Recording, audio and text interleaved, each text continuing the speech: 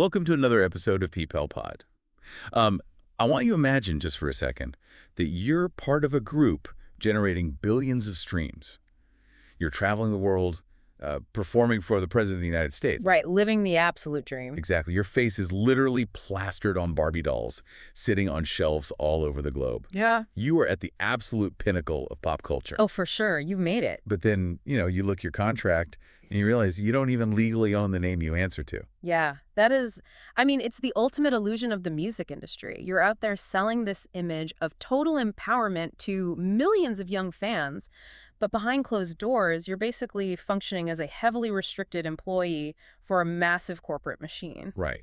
And that is exactly what this deep dive is about. It's honestly the pop music heist of the decade. We're looking at a deeply ingrained, stubbornly misogynistic myth in the American music business. The idea that multiple women simply cannot function on a collaborative level without turning on each other. Exactly. The classic catfight narrative. But today, we're exploring how one specific group, Fifth Harmony, completely shattered that stereotype. And, for anyone who thinks they were just another manufactured pop act, we're really going to break down how these 5 young women fought back against intense industry exploitation. Yeah, they essentially pulled off a hostile takeover of their own brand, and in the process, became the biggest girl group of the 2010s. What's fascinating here is the sheer scale of what they're up against. Fifth Harmony was inheriting this incredibly low retention rate for American girl groups. Oh, the industry track record was brutal. Right. The whole apparatus was basically designed to extract maximum value from them in this tiny window, chew them up, and just move on to the next act. This story is truly a masterclass in marginalized artists reclaiming their power. It really is. And for you listening, we're going to take you through the incredible highs of billions of views, but also those hidden lows of corporate control. Because to really grasp how they flipped the script, we have to understand the trap they were caught in. Yeah, you can't appreciate the escape without understanding the cage. Exactly. So let's jump back to 2012. We're looking at the second season of the American televised singing competition, the X Factor. Right, the reality TV machine. Yeah. And at this point, we have 5 teenagers: Allie Brooke, Normani, Dinah Jane, Lauren Jauregui, and Camila Cabello. And the crucial detail here is that they all auditioned as soloists, right? And they all failed to progress in their solo categories. Which is such a brutal reality of those shows, just getting rejected on national television. But then the judges, Simon Cowell, L.A. Reid, Demi Lovato, and Britney Spears, they decide to pull them back. Yeah, they pulled them back and literally pieced them together into a 5-piece girl group in Miami, Florida. Just so they can qualify for the groups category. It's a very specific mechanism of reality TV. Yeah. The producers, they need narratives. And that second chance storyline, that is TV gold. Okay, let's unpack this. Because the reality TV group formation process is essentially a startup where the founders, the singers, are given 0% equity. Oh, zero. Absolutely nothing. But they're expected to do 100% of the public-facing labor. You're taking 5 teenagers, throwing them under the blinding lights of national broadcasting, and demanding instant chemistry. And you're demanding that chemistry while constantly, pulling the rug out from under their identity. They faced a massive branding crisis from day one. Oh, the name changes. Yeah. Their very first song as a group at the judges' houses stage was an acoustic version of Chantel's Impossible. The performance was praised, but then came the absolute chaos of figuring out who they were supposed to be. The name changes are just a perfect example of how little control they had. They were initially called Lylas. Lylas, which was an acronym for Love You Like a Sister. Which immediately hit a legal roadblock. Right. Another group called the Lilas, who actually happened before of Bruno Mars' sisters, claimed the show stole their name. So the corporate machine just forces a pivot. So they pivot to 1432, which, for anyone who didn't spend the early 2000s on AOL Instant Messenger, is early internet slang for I love you too. It's so bad. It is. And they perform Taylor Swift's We Are Never Ever Getting Back Together under this name, and Simon Cowell absolutely hates it. He and L.A. Reid were highly critical on live TV. Cowell basically demanded they change it again, and this just illustrates the total lack of autonomy. Right, because if a solo artist doesn't like their name, there's a conversation. Exactly. But here, it was a public mandate. Eventually, the public stepped in, viewers voted online, and they finally became Fifth Harmony. So they survived this chaotic, high-stakes arranged marriage They finished third overall on the show. Which usually means fading into obscurity. Usually, yeah. But Cowell and Reed see the dollar signs. So in January 2013, they signed the group to a joint deal with Cowell's Seco Records and Reed's Epic Records. Now, real quick, explain what a joint deal actually means for a young artist. Because it sounds prestigious, but mechanics-wise, I imagine it's a nightmare. Oh, mechanically, it's terrible. A joint deal often means you have two corporate bosses, both of whom are taking a massive cut of the revenue. What? Yeah, in the music industry revenue waterfall, the artist is already at the very bottom. When you have two major labels collaborating, they are splitting the lion's share of the profits to cover their marketing, distribution, overhead.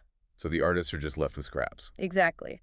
These 5 teenagers are left fighting for fractions of a penny on the dollar while dealing with double the bureaucracy for every single creative decision. Which means they have to work twice as hard just to prove they aren't some disposable TV gimmick. Yeah. And that brings us to the grueling reality of their early career. Because they didn't just walk off the X Factor stage and into sold-out stadiums. Not at all. The hustle required to build a legitimate, sustainable fan base back in the 2010s was immense.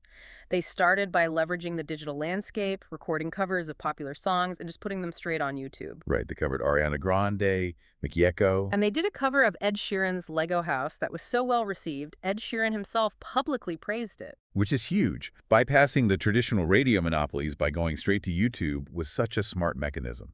But they were also putting in the grueling physical work. Like, by the summer of 2013, they were on the Harmonize America tour.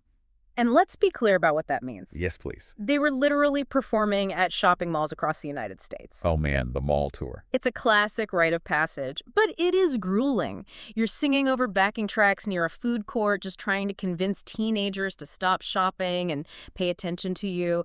It completely strips away all the glamour of the TV lights. But doing that physical labor built a rabid foundational fan base.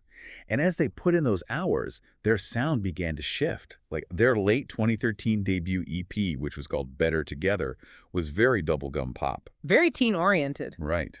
But as they approached their 2015 debut studio album, Reflection, things started to really change. The sound matured significantly. Yeah. The sources highlight how they began blending in, like grungy hip-hop and retro R&B. They worked with different producers to create a sound that was far more rhythmic. Yeah. And this wasn't just a creative whim, you know. Aging up the sound alongside their fan base is exactly what launched them into global dominance. The statistics from this era are just staggering. Let's look at the single Worth It featuring Kid Ink from that Reflection album. It goes triple platinum, which is massive. Oh, absolutely. But the real metric of power in 2015 was streaming video. Worth It became the very first music video by a girl group to surpass 1 billion views on YouTube. 1 billion views. That's a cultural threshold right there. It meant they weren't just a domestic U.S. act anymore. They were a global export. Right. And they capitalized on that momentum perfectly. In 2016, they dropped their sophomore album, 727. Which is named after the exact date they were formed back on the XO. Exactly. And the lead single off 727 was Work From Home, featuring Ty Dolla $ign. Mm-hmm. That track rockets to number 4 on the Billboard Hot 100. That song was everywhere. It was inescapable. And we really need to pause and contextualize why a number 4 spot is a historic achievement here. Work From Home was the first top 5 hit by an all-female group in nearly a decade. Wait, really? Yeah. A decade? Yeah. You have to trace all the way back to 2006 to the Pussycat Dolls' Buttons to find a girl group hitting those heights in the U.S.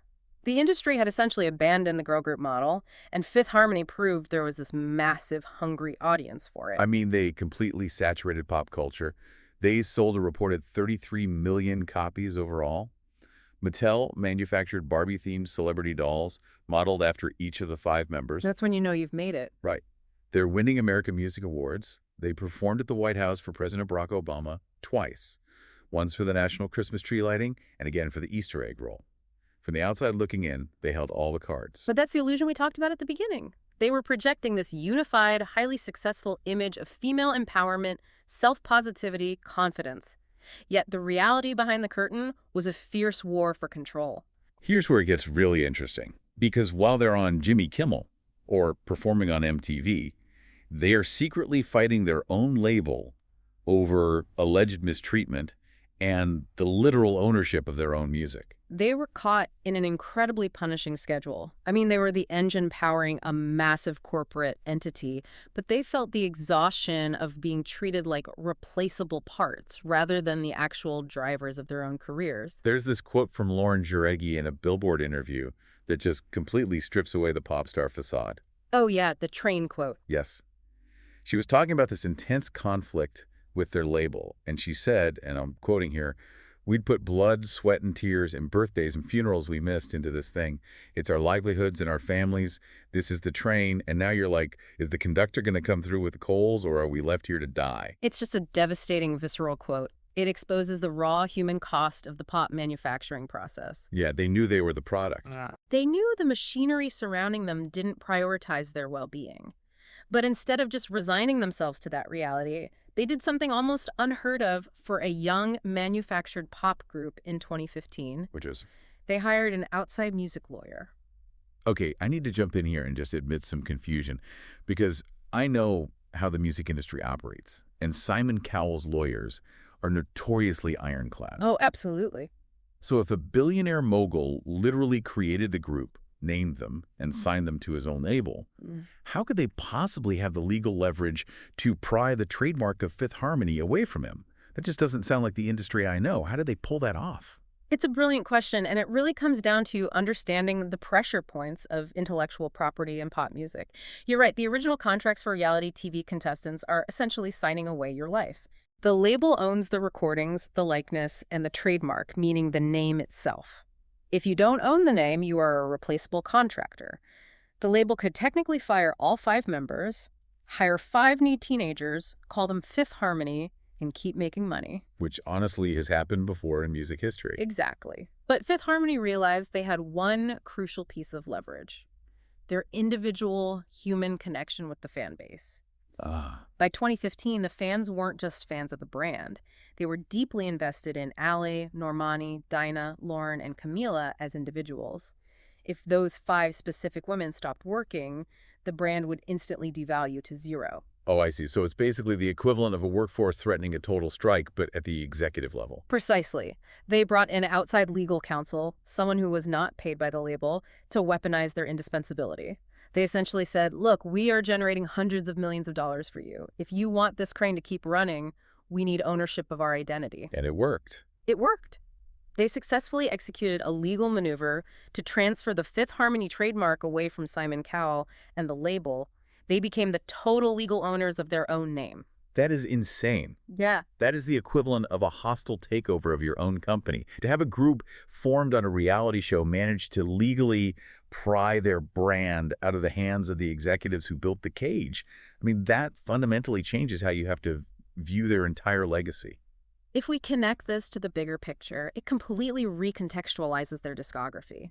When they sang songs about female empowerment and unity, it wasn't just some cynical marketing ploy written by a boardroom of executives. They were living it. Right. They were literally, legally enforcing their own empowerment against industry titans behind closed doors. MTV pointed this out brilliantly, actually, noting that they were speaking out against misogyny and the abuse of power in an industry that fully expected them to just be quiet and grateful for the opportunity. But fighting that kind of institutional battle takes a massive toll.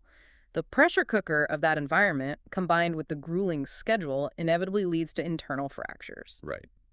Which brings us to December 2016, right at the absolute peak of their 727-era success. A massive shockwave hits the fan base. It's announced that Camila Cabello is leaving the group. And this is where we see that misogynistic industry myth rear its head again. The immediate media reaction was to default to the catfight narrative. It's so predictable. When a member leaves a boy band, it's framed as a creative divergence.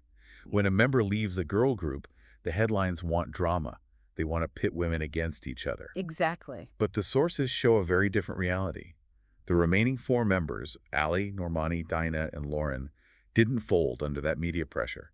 They doubled down on their resilience. They absolutely refused to let the narrative destroy what they had built. I mean, just a month after the split, they made their first public appearance as a quartet at the People's Choice Awards. Oh, well, that fast. Yeah, and they won Favorite Group for the 2nd consecutive year, and then they immediately got back into the studio to prove their viability. Which culminated in their 2017 third studio album. And the title of that album is everything. They self-titled it, Fifth Harmony. Self-titling an album on your third release is a definitive statement of ownership. It is a reintroduction on your own terms. MTV's analysis of this specific era is incredibly sharp. What did they say? They noted that these women spent their formative teenage years being constantly compared to one another and shoved into pre-shaped pop molds. But with this album, they looked inward. MTV wrote that they restored the confidence in their voices that had been hidden beneath years of being kept quiet. Man, that's powerful. And they hit the road on the PSA tour. They performed on late-night television. They took over MTV's TRL. They proved the engine could still run. They really did. But by March 2018, having fully secured their legacy and the legal ownership of their brand, the four of them made a collective, deliberate decision.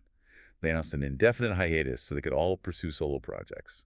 And it is vital to reframe how we look at that hiatus. It wasn't a failure or a collapse, it was a graduation. Exactly. By January 2019, all the members had released solo singles. 3 of them, Camila, Normani, and Lauren, charted on the Billboard Hot 100 as individual soloists. That's amazing. Yeah, it made Fifth Harmony only the 4th girl group in music history to achieve that kind of solo crossover success. They built a platform that gave them the financial and artistic freedom to finally explore who they were outside of the machine. Now, for years, fans assumed 2018 was the definitive end of the story. But let's jump forward to a very specific date, August 31st, 2025. 7 years after their hiatus began, they execute one of the most surprising twists in recent pop history. Out of nowhere. They show up as a surprise act during a Jonas Brothers concert at the Dos Equis Pavilion in Dallas, Texas. Yeah. It was Ali, Normani, Dinah, and Lauren. Now, Camila wasn't there. She was actually touring in Sydney, Australia at the time. But the 4 of them performed together, publicly, for the first time since they paused the group in 2018. And the internet reaction was exactly what you'd expect, an absolute meltdown. And they poured gasoline on the fire because right after they walked off that stage in Dallas, they updated their official website with a brand new logo. A new logo in the music industry is the ultimate bad signal. Oh, for sure. Everyone immediately assumes a massive global stadium tour and a triple album drop are imminent. Which is exactly why the group had to actively manage expectations. A few days after the performance, Lauren Jauregui did an interview to clarify the situation. What did she say? She was very transparent, stating that there were no immediate plans for new music. But crucially, she was very intentional about leaving the door open. She said she was open to the possibility of it happening in the future. And the beauty of that is they get to decide. Exactly. Because they own the trademark, no label executive can force them to reunite, and no one can stop them if they choose to. It is entirely on their own terms. Which perfectly cements their lasting cultural impact. When we look back at the 2010s, Billboard didn't just call them a highly successful act. They definitively named them the biggest girl group of the decade. They earned the most top 10 albums on the Billboard 200 for any girl group in the 21st century. That's an incredible legacy. Yeah. And they achieved those statistical milestones while fundamentally shifting representation in pop culture. Yeah. The Daily Trojan noted that they were empowered women of color who boldly refused to shy away from sexuality, feminism, or ambition. They provided a tangible legal blueprint for how a manufactured entity can fight the system from the inside out and evolve into a self-governing artistic powerhouse. They proved that the real fight for a girl group isn't against each other. It is against the machinery that expects you to be an obedient, interchangeable cog in an assembly line. So what does this all mean? They fought for the conductor's coals, and when they didn't get them, they bought the whole train. They really did. But looking at how hard they had to fight just to own their own name and their own voices makes you wonder about the future of this industry. Oh, absolutely. Because as we move into an era where labels are experimenting with AI-generated artists and virtual pop stars, entities that never sleep, never demand royalties, and never ask for the trademark, the battle for human identity and ownership in pop music is only going to get more complex. That's a scary thought. It is. Fifth Harmony fought the corporate machine and won, but the next generation of pop stars might be fighting algorithms that don't even need a human voice to begin with. Next time you hear a massive pop anthem, ask yourself, who actually owns the voice you're listening to? Thanks for listening to PPL Pod. Keep tuning in for more stories worth knowing.